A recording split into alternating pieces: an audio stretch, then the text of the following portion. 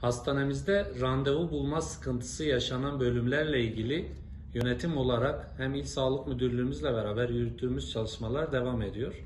Öncelikle gün içindeki poliklinik sayılarımızda artışa gittik. Bazı bölümlerimizde bunun sonucunda randevu bulma sorununu çözdük. Ancak bazı branşlarda randevu bulma sorunumuz devam edince 5 ve 8 arasını kapsayacak şekilde tamamen gönüllülük esasına dayanarak hekimlerimizin de burada ciddi özverisi var.